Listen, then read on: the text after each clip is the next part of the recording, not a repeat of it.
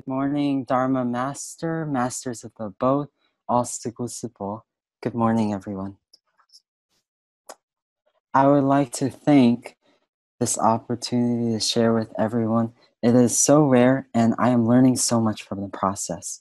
From the process, I learned that English translation and English sharing is not an easy process. It takes a lot of thought, it takes a lot of understanding, deep understanding, and I want to again all Sipo for doing this in your country, doing this all across the world, because so many people who speak English also need this Dharma. I listened to the last session, which was from 学长 Youping. I was very touched by his discussion of time and affinity and waiting. And why are we waiting right now? What are we waiting for? We're waiting for the affinity. And today in this place, online, and all across the world, the affinity, that seed already has the water, already has the suitable environment to grow and to flourish. And that's what we see today. So I want to say Gan'en.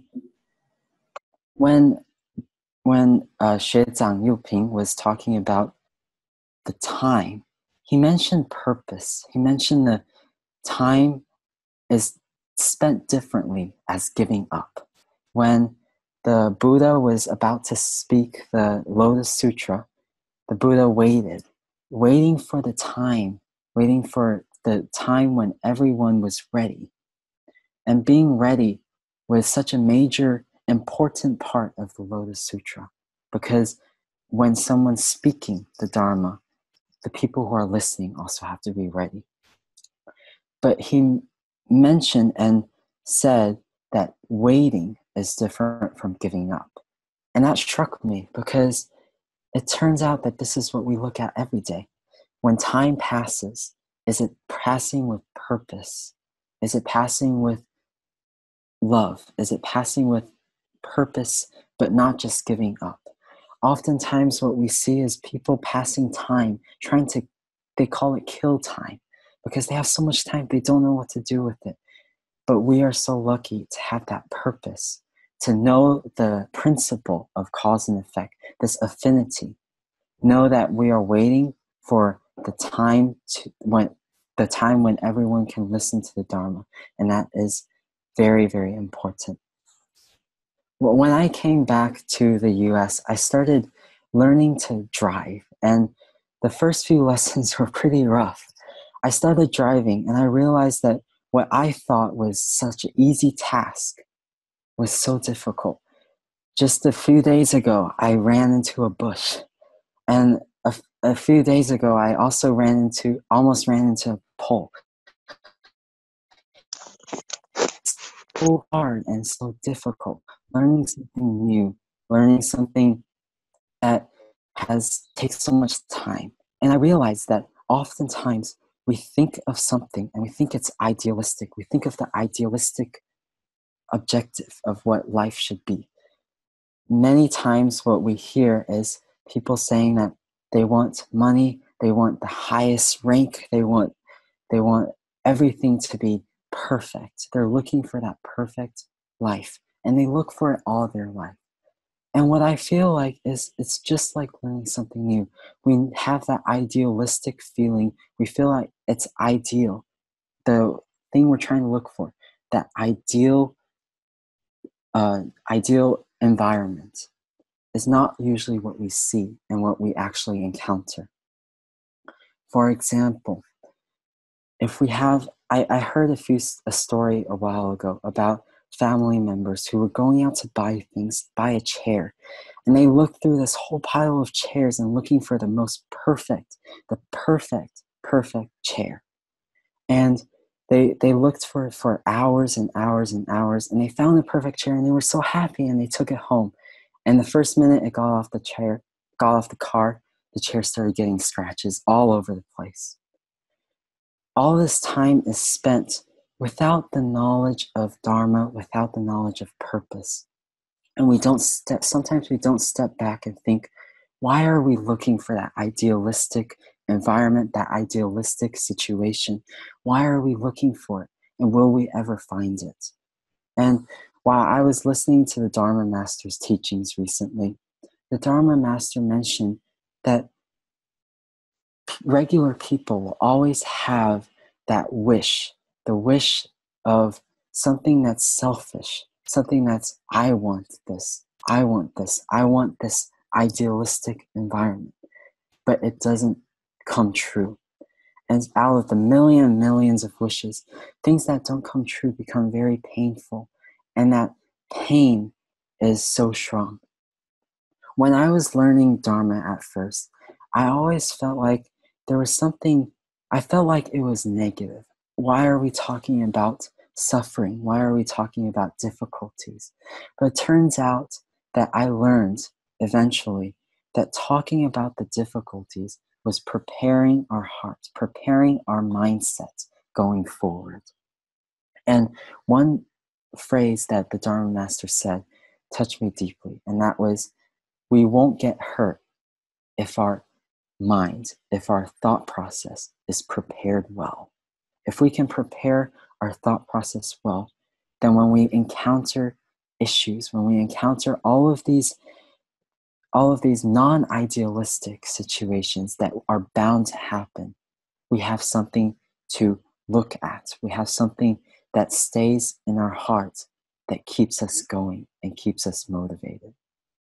I remember a master who once said that the ideal environment we're looking for usually results in these few realizations. The realization that our body is unclean.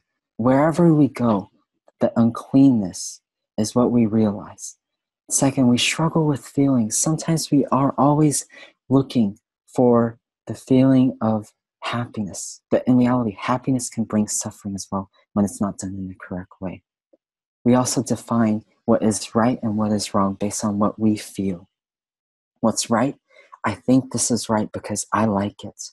I think this is wrong because it's not what I have defined as correct all my life. And it turns out that because we feel like there's that power of us defining what's right and defining what's wrong, when it doesn't go as planned, that suffering is very strong. This is what we realize, not that idealistic environment.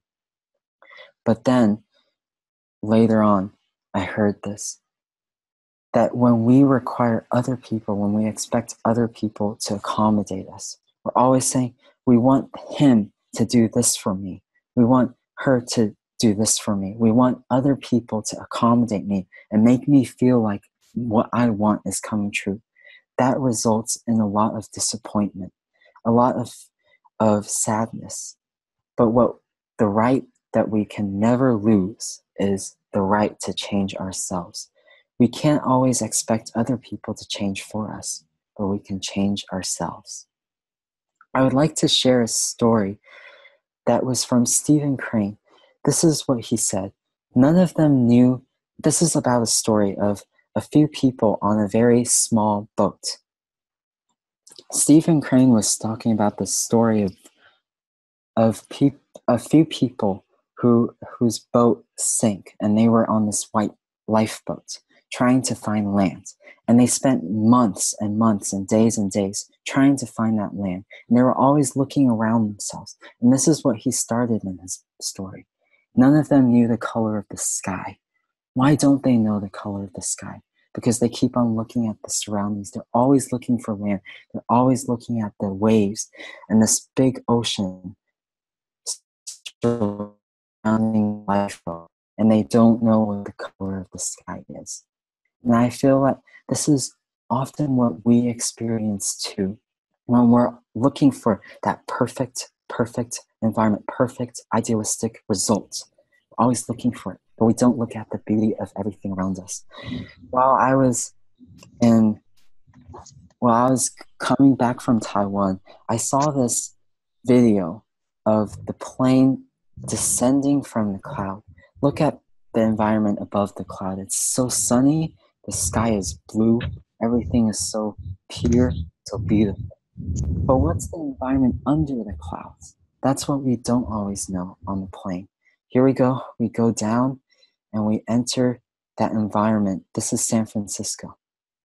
When we get under the clouds, what we see is a very dark, a very cloudy environment.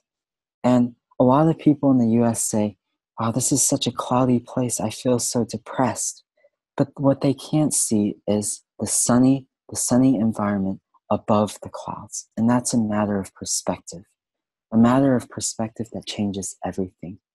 But the environment may not change for us, may not change to make us happy, but the right that we always have is to change ourselves and make the influence coming from ourselves. Because support may not come 100% all the time, but we have our support, we have our own 自愿, that determination to go forward. I'd like to share a story of practically just love. All of this seems like abstract principles, the principle of not going for the idealistic but changing ourselves. But how do we change ourselves? And I think the Dharma Master has been doing this, talking about this for many, many years. And it starts from the word love. Starting from love, starting from care, starting from sincerity. During my time in community college, I joined this organization called the Math Club, which was all about just introducing people to fun math. That was the purpose, but it didn't always turn out that way. What happened was, on the first day I went to this club, and it was just so empty. There was maybe 5-10 people. That's all. It was on the verge of almost collapsing. I didn't even know if the club could survive. On that day, there was this mentor who told me that I should probably run for president, and I didn't think that was going to work. But I ran. I decided to run. I won by one vote, just one vote, which meant that about 50% of the people did not want me to go get the president position. And at that point, I was nervous. I didn't know if being president would be the right thing. I don't have the support from everybody, and how do I gain that support? At the time, the math club was like this. This was our poster. It was pretty simple. We didn't have a lot of activities. It was just a simple club, and most of the times what would happen is people would come in because their teachers say they can get extra credit. They can improve their grade by coming in. So they come in, they listen to talks, just long math talks that are not any fun. And I realized that that was such a issue for so many people, because they were listening to talks all week long in class, and they come in and they hear more talks and they hear more things that they don't want to hear. So we ended up losing many people, and it ended up coming with about 3 people a day. That was all that we had. This was our club events. There were about 2 people who joined, and it wasn't a very live club. What I realized was that the master, the Dharma master, experiences this all the time. She experiences times when what's in her heart, that pure environment, people don't understand, and people don't necessarily, that results are not idealistic. But what she does do is she starts from herself, and she knows what she can change from herself. I realized that I needed to stand in their position and actually care for them and actually love them. What I realized was that every single day, what they were doing in their class was just 2D work on the textbook. They were just saying, this is a 2D work. We're just solving problems, but they didn't get to see it in 3D, 3-dimensional, a new dimension. So what we ended up doing was making these models that look like this. And we labeled 2 points across, A and B, and we asked them, without using a ruler, how can you figure out the distance between the 2? That was a big challenge, but it used their knowledge, it used their talent, and it showed them that they can do math and that they can have that confidence, because oftentimes they just didn't have the confidence. They didn't know that they could succeed, but we had to give them the hope. We had many different activities, and slowly the club grew, and this is what we had at the end. We had a lot more liveliness, and we had more activities, and people knew their potential. And I feel the Master does this a lot. The Master does this every day. She gives people confidence by giving them love. And while we may not find that idealistic environment, what we can do is change ourselves, change our perspective from doing something that no one really likes to standing in their position and changing, making change, starting from ourselves. What I realized was that people will not necessarily give 100% support, and trying to ask for it will result in a lot of disappointment. But the environment is always ready, and it's always awaiting us. And this is what Brother Yuping said last time. The environment is ready, but are we ready? Is our thought process ready? Are we ready to make that hope come true? And that's all about starting from ourselves. In Taiwan, there was a sigu who came back from China, and when she was sharing, she was crying for so long. She was crying in front of everyone. What was she crying about? She was crying about guilt. She felt like she could not, she felt like she didn't have good temper, and she was not doing a good job. And at that time, what happened was the Dharma Master said one thing: I believe in you, and I have hope in you. And at that time, I realized that the Dharma Master sees the potential. That one thing that she said was that enlightenment is omnipresent. What does that mean? Enlightenment is everywhere. In everyone's heart lies that enlightenment, but it's just waiting for that inspiration to appear. And what she saw in that suku, what the Dharma Master saw in that suku, was that drip of water slowly soaking into the seed that was deep, deep below the surface of the ground. It was so deep below, but it existed. And the water, even though it may take a long time, a lot of work to get that water to that seed, eventually it will reach that level.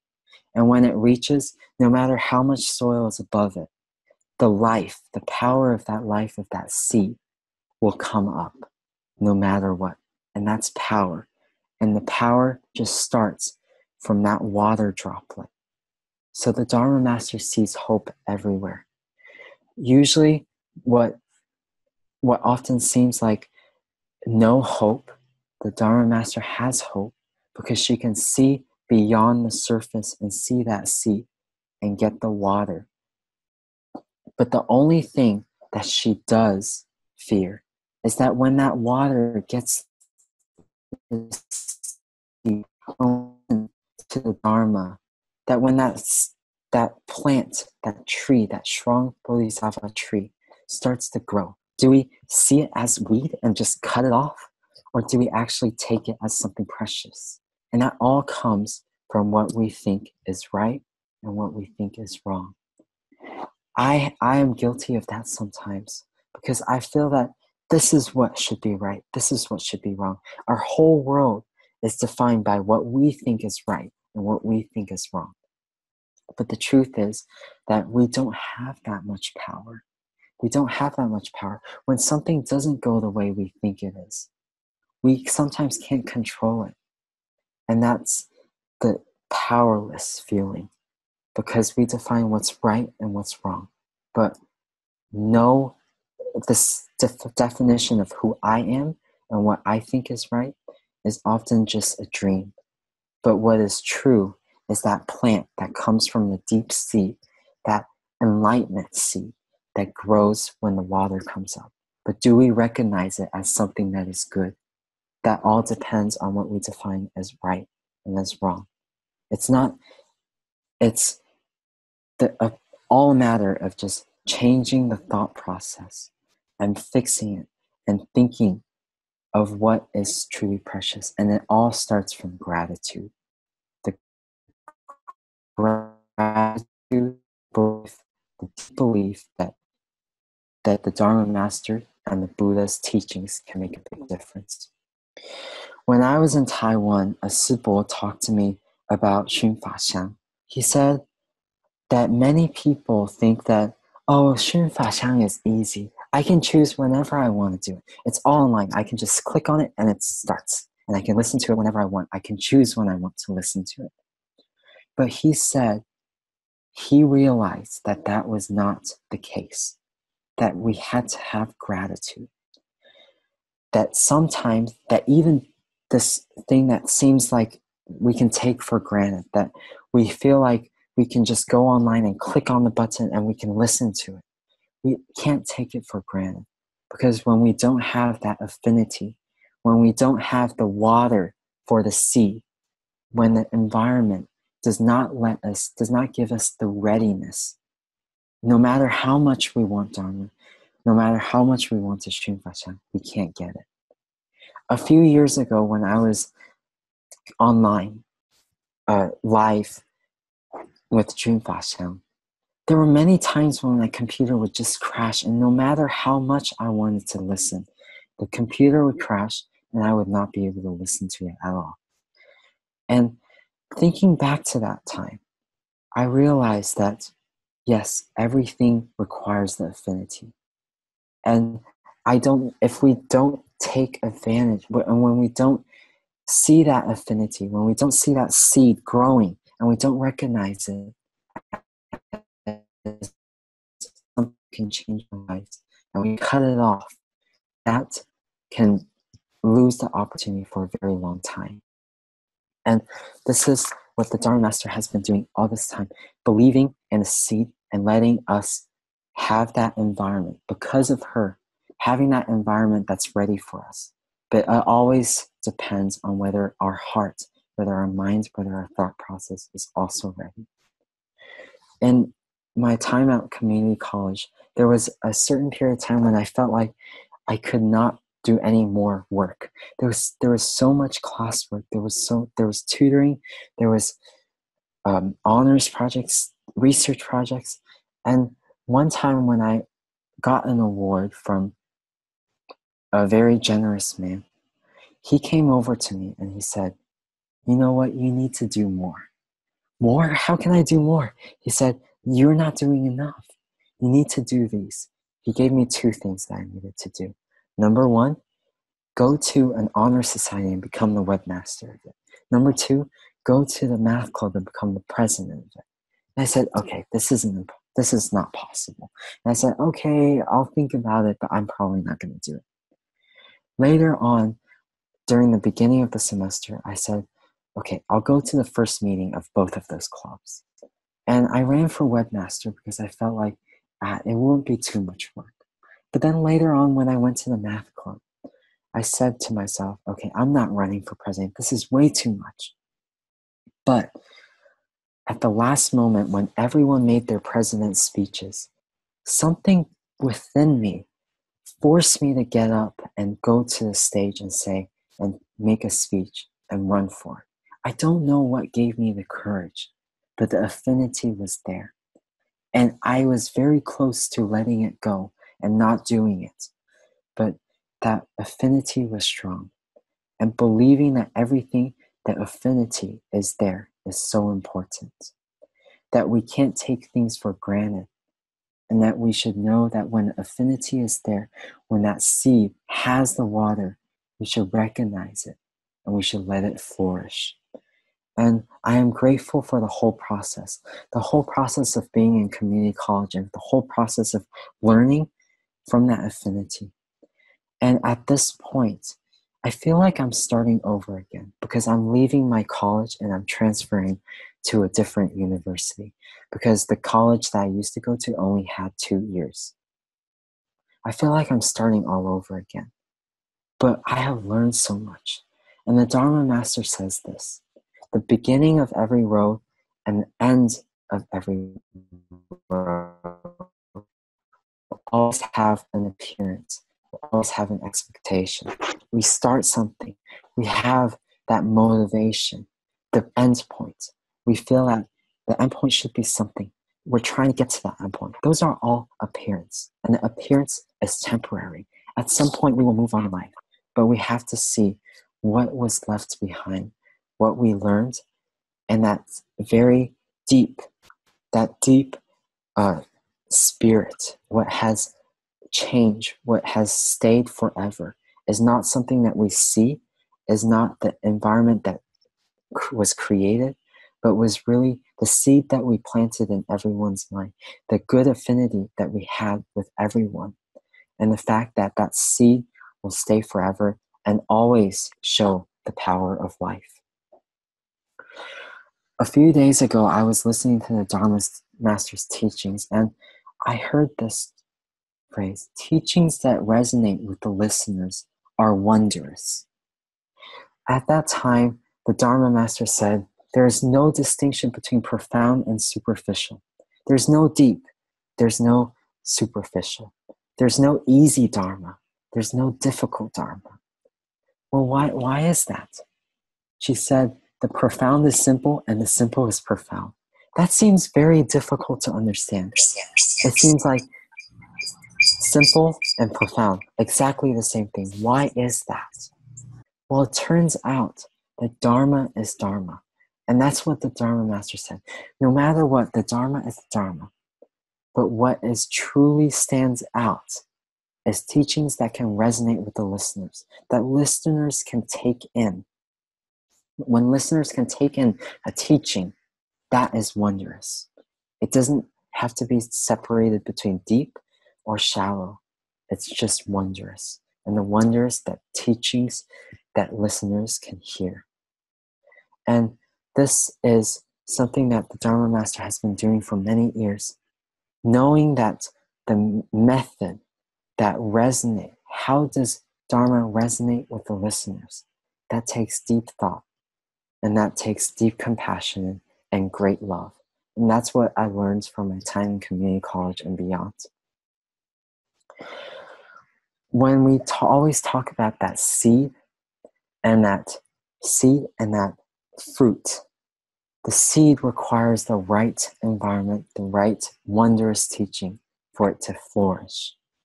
And the Dharma Master said that people often look at the seed and look at the result and look at these two things, seed, result, but they don't look at the environment. It's often what we think, what our heart is, what our intention is. And in Taiwan, I listened to a sharing from a Sipo. He said that he went into jail prisons, and many people felt like that their life was fixed, that their life was ended. But what he told them was this: the seed is fixed, the seed is there. Maybe a seed was not planted, a bad seed that causes suffering was planted in their heart. But what we can change is the environment, the thought, can change the result of that seed and can change our life as a result. Life is not fixed. Life does have seeds in our hearts. The seeds from past lives, the seeds from different experiences. But what we can change is the environment and the intention, which can change everything that results from the seed. And that seed, that result, is what the Dharma Master always does. Teachings that resonate with the listeners, changing their thoughts, because it can relate to them, because the Dharma can relate to them. They can change their thought process. They can change what they think is right and what they think is wrong, what they always thought was what they should do. They can change that thought process into something that is truly in the right direction, that is according to Buddhism, according to Dharma. And because of that, change every single seed in their hearts so that the good flourishes and the bad does not become a big tree that causes suffering. And I think that's what the Dharma Master always says, resonate. That wondrous teaching that can resonate, that can change people's lives. And there's no difference between deep or superficial, only wondrous. Only wondrous, only love. Yeah. Another quote that always changed my thought was that in the presence of Dharma, there is practically no Dharma to speak. What a deep, deep quote that is. There's practically no Dharma to speak. What does that mean? The Dharma Master said this because she can look beyond. She can look beyond the surface of the soil and see that seed. What she means by this is not that there is no Dharma. This whole quote is not the same as in the presence of Dharma, there is no Dharma. It's there is no Dharma to speak. At that time, the Dharma Master talked about two things: Dharma form, 法相, and Dharma nature. What does that mean? The form is what happens when the Dharma is like a seed. And when the affinity, the environment is ready, that seed becomes something that appears above the surface of the ground. What we see, that Dharma form, the teachings, the time when we're speaking, the spoken Dharma, the Dharma in books, everything that is a form that we can see, that we can read, that we can listen, that's 法相. But what's always behind it is 法性. And the Dharma Master sees hope. Why? Because sometimes in certain environments that there seems like there is no Dharma whatsoever. It's just that the ingyuan, the affinity, the environment is not ready yet. But the Dharma nature, that 法性, is always existent, is that seed. It's just waiting for someone to inspire it to grow. What she means, what she says, when there is practically no Dharma to speak, is something that is it's such a deep quote that tells us that Dharma form and Dharma nature is something that is separate. Dharma form requires Dharma nature to become. It's like a tree. If there's no seed, that tree is not going to grow. If there's no 法性, no Dharma nature, there is no Dharma form. But 法性, that Dharma nature, does not require Dharma form to exist. It always exists. It exists in everyone's mind. It's omnipresent. It's everywhere in the world, in everyone's mind, in every object that we see. And that is hope. That's hope that can become reality with just love.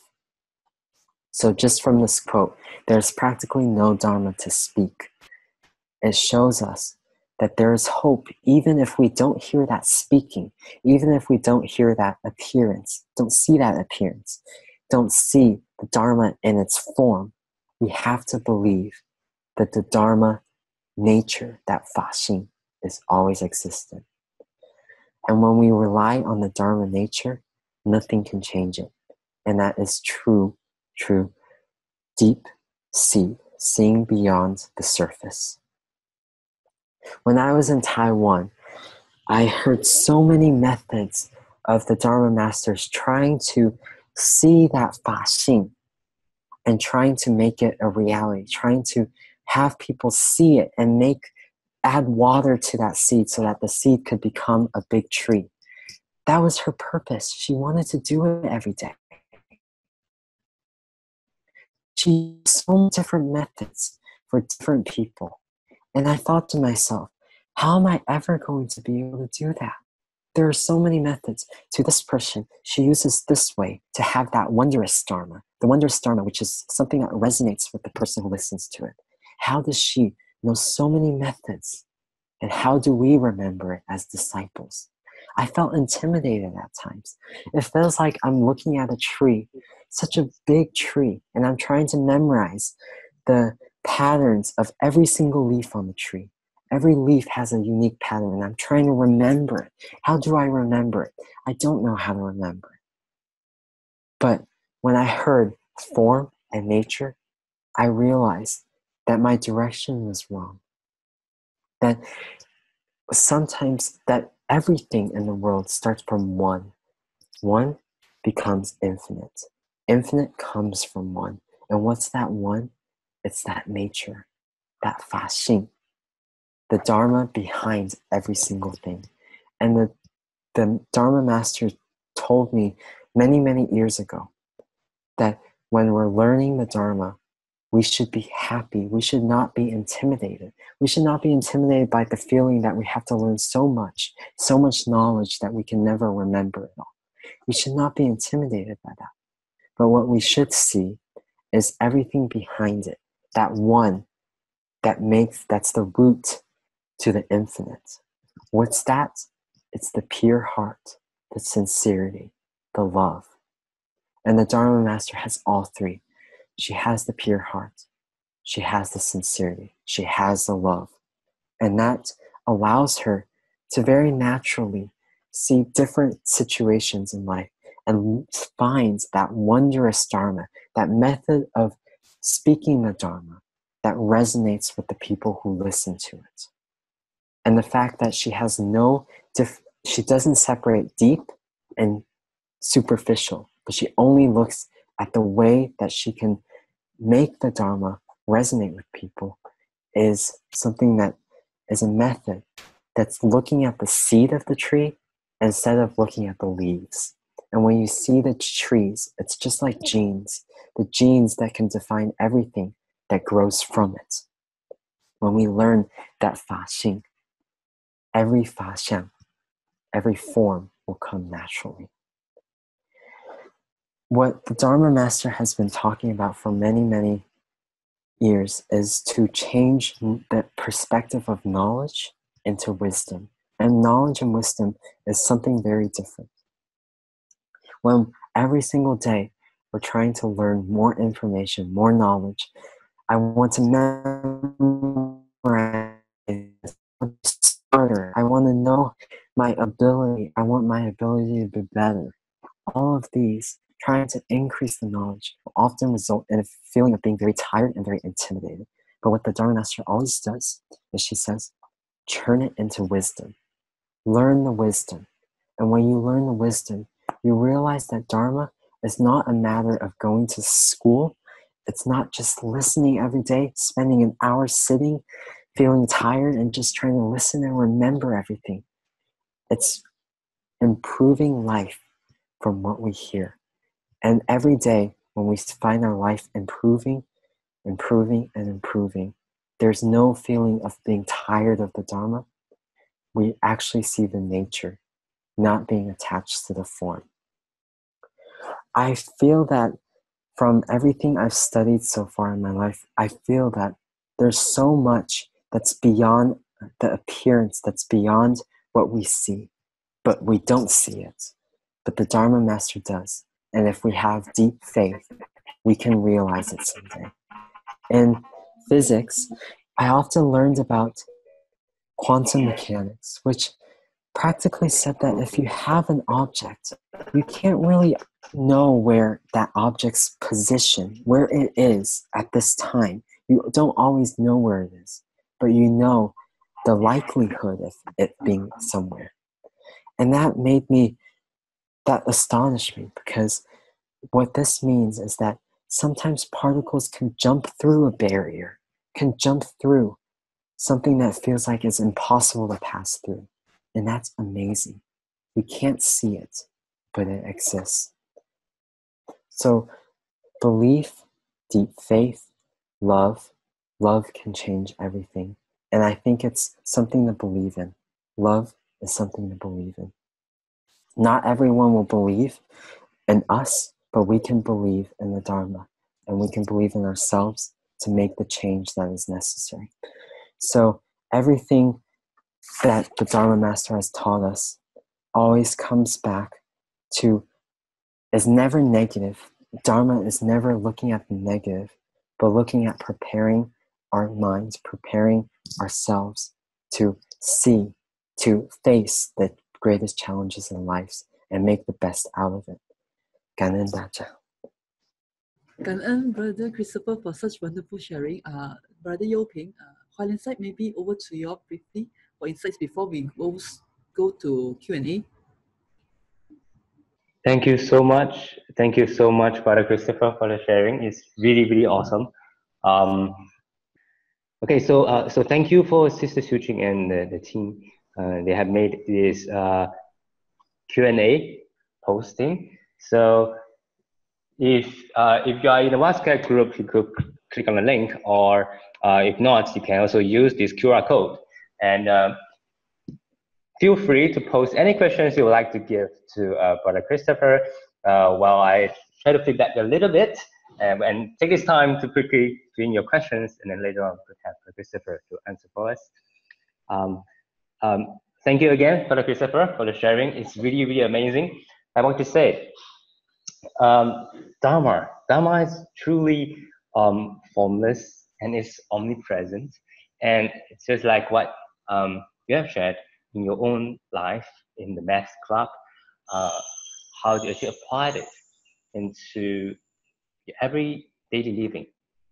I think it's in that way that Dharma is really useful to all of us. In fact, it's not about the profoundness or the complicatedness or the new something, always seeking for something new, the newness of the teachings, but how we could apply it to our daily life. The teachings can be applied to in school, in the math club, in fact, in everywhere.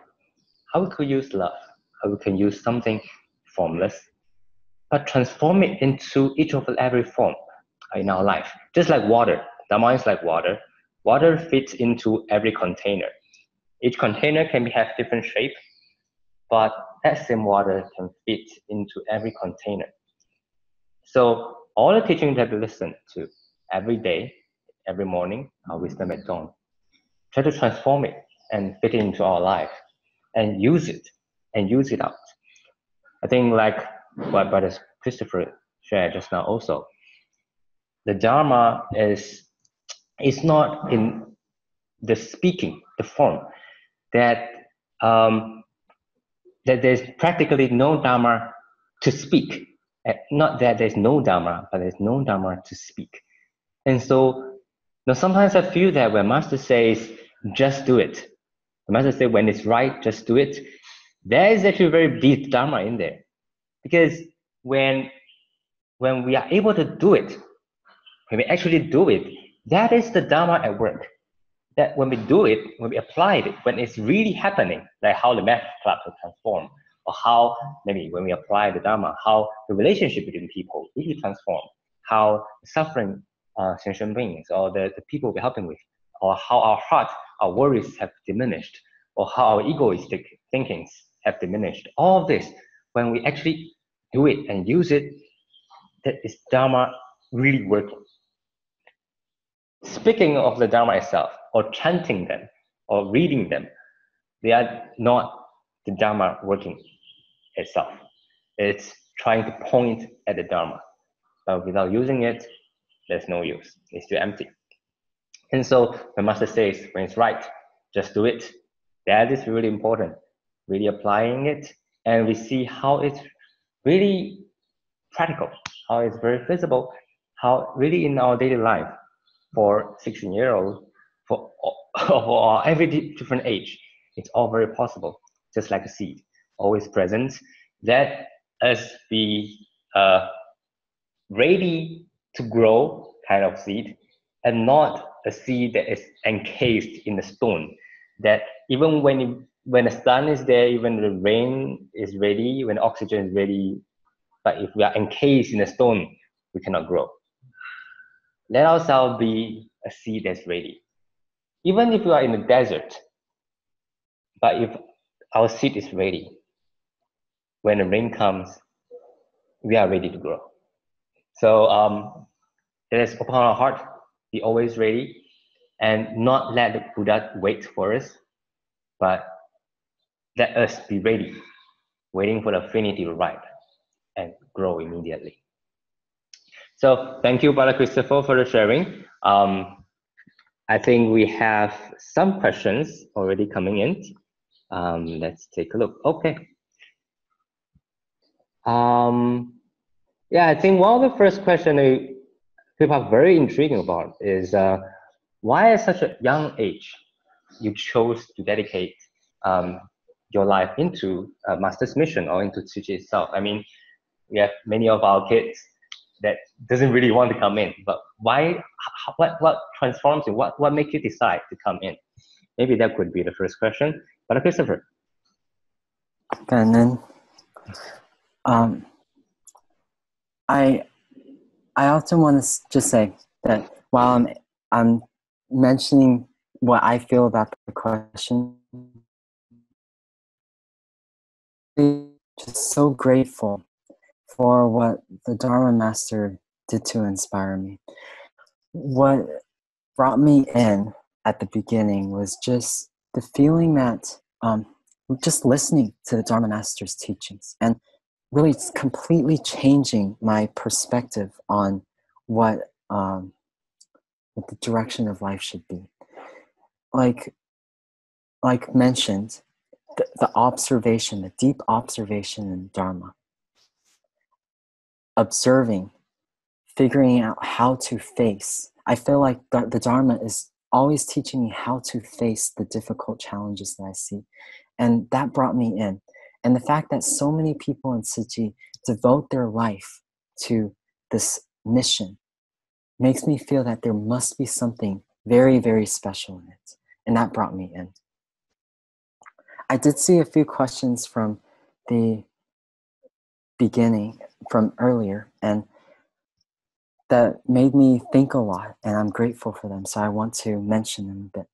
There's one about close involvement with Dharma. Does it make me feel less connection with my peers? Does it affect my life in any way? I often think about that, and many people mention it. Does the Dharma, that pursuit for a pure heart, does it make you separate from the real world? And what I realized over many years was that Dharma is for becoming closer with people, having a sincere interaction with people. That's what Dharma is for. And trying to get away from these interactions is absolutely not what it's supposed to be doing, what Dharma is supposed to be for. And I feel that Dharma allowed me to get closer with people, with the idea of the seed and the fruit, with the idea of sincerity and the fact that people can feel your sincerity. And when you're sincere, people can be touched. And this allowed me to get closer with my peers, not farther. Many years ago, the Dharma Master told me that I needed to open my heart more, open my heart to interactions with people, because that's what the Dharma is for. Using the Dharma in interactions, becoming closer with people. And that's how it affected my life. Someone also mentioned why me? And I definitely think that it's a very valid question. Oftentimes I do ask that. Why is it me who encounters this kind of situation? Why is it me? And this why me, I felt when I encountered issues with my mom having cancer. Why is it me? But later on, I learned from the Dharma Master's teachings that everything has an affinity. Everything has a seed. And when we believe that the seed, even if it feels like it's giving us more suffering, can make us grow from the experience, why me is not a question. Everything that comes to us, that seed, we can believe that even the seed that feels like it will never get us to a right place, as long as we change our thought, change the environment that in which we allow the seed to grow, even the seed that feels like it's not going anywhere good can grow into a tree, a strong tree that helps support us. Some of them are a bit long, so I also saw this question, which was, in organizations, conflicts and turbulence bound to happen. When two agitator leaders are much more senior than you, what do you do? And I encounter this sometimes. When I was first starting to share, not everyone believed me. Some people said, who wrote the script for you? Are you actually saying this from what you actually feel, or is someone in the background trying to script things for you and make things for you, prepare you for your sharings? Is anyone preparing in the background for you? And I didn't know what to do. And for maybe 1 or 2 years, the people did not change their mind. And that made me feel, at the time I was young, so it did affect me deeply. But what I later realized was as long as I love them, love is always the most powerful thing. If I think of the directions and the choices I can use to face this issue,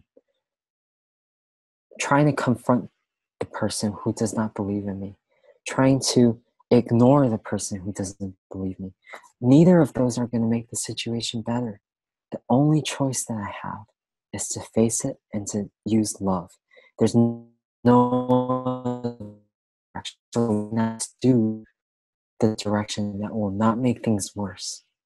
And slowly, as I used love and sincerity, even things that I felt like I could not upfront say change because of sincerity. And I am touched by the Dharma Master, who faces issues every single day when people don't necessarily believe, don't necessarily have a calm interaction, don't necessarily have this agitation, but because of sincerity, change the entire situation. This is something that we can't always see, but is something to always believe in. I also heard on this question of economy, if we're in a harmonious society, when we're trying to have compassion, will it jeopardize the economy? And many people, including my family, do experience this when they feel that if you're not forcefully trying to get the opportunity, are you going to get what you want? But it turns out that my mom and many people always told me, take it naturally. The Dharma Master I once asked the Dharma Master something similar to this question. For example, if someone is sick, should they just not go to the hospital and feel like there's no necessity, and the process of getting sick is the process of getting rid of that bad affinity that the seed that they brought from previous life, and that they're slowly letting go of it. The Dharma Master said, if you don't go to the hospital, you are adding more seeds that cause more suffering to yourself. You should put your greatest effort to solving issues. And after the greatest effort, you let go and you let the inyan, that affinity, take its course, nature take its course. But you have to put the greatest effort first. Coming back to this question, I feel that putting the greatest effort from myself has shown me that just thinking about myself and putting the greatest effort in everything I do will give me the opportunities that I do need. At first, going to UC Berkeley, transferring to UC Berkeley, felt like something so difficult because of the cost of attendance that was so high. I didn't know what to do, but I wanted to work hard on my academics, and I felt like I was lucky that not purposely trying to find some opportunity to taking the opportunities, but not 强求, not how do you say it? Not causing that friction, as just trying to not having selfish, but putting the greatest effort allowed me to get the support I needed from scholarships and later cover the cost of attendance. Same thing with economy. When we have compassion, when we have love, when we have the harmonious society, eventually that 福报, that good seed will eventually come up. It will eventually show. It may not show immediately, but because we have a harmonious society, when people help each other, economy is not a matter of competition. Rather, we have a society that helps each other.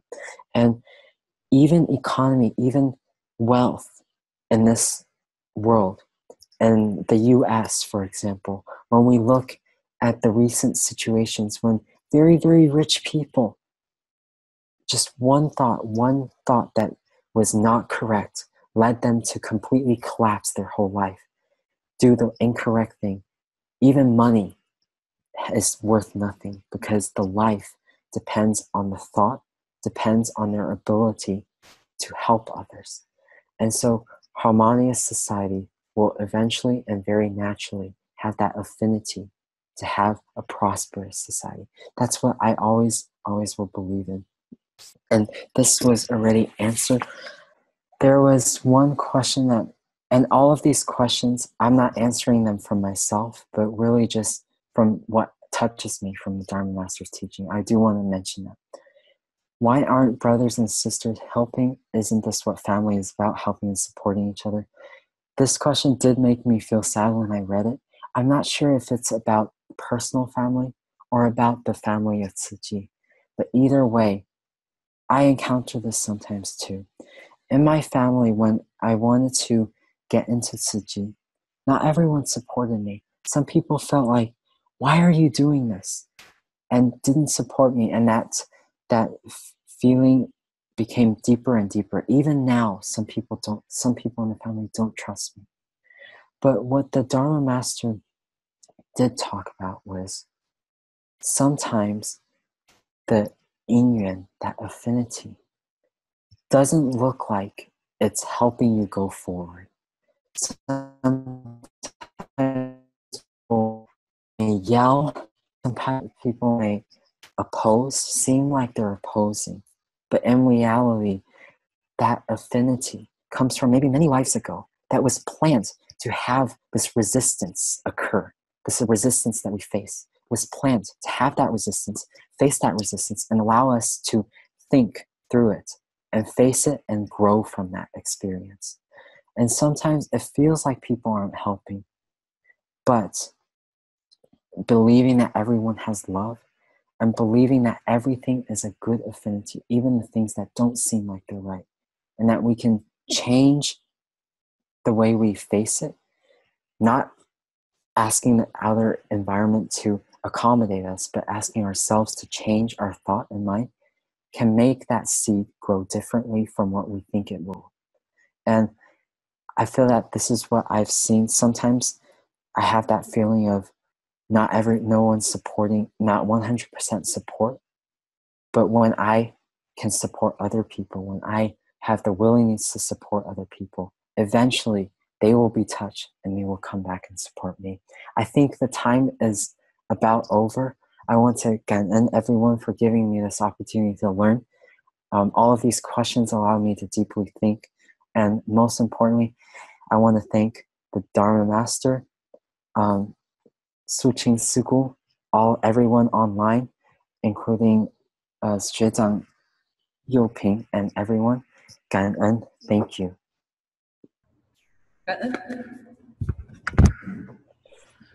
感恩 Brother Christopher and Brother Youping for sharing lots of life wisdom and heartfelt stories. Thank you, brothers and sisters, for your presence today. Indeed, today we have, I think, record-breaking attendance. Very grateful.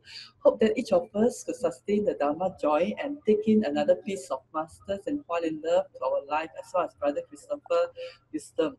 Let us please make 3 vows to the Buddha and Master Zhen Yan as we depart to apply these teachings in our daily life. Let us pay our respects to our teachers of life, universal truth. Palms together. First bow. Second bow. Third bow.感恩 everyone. Thanks for staying and listen.感恩, Brother Christopher. Okay. See everyone next Saturday.感恩.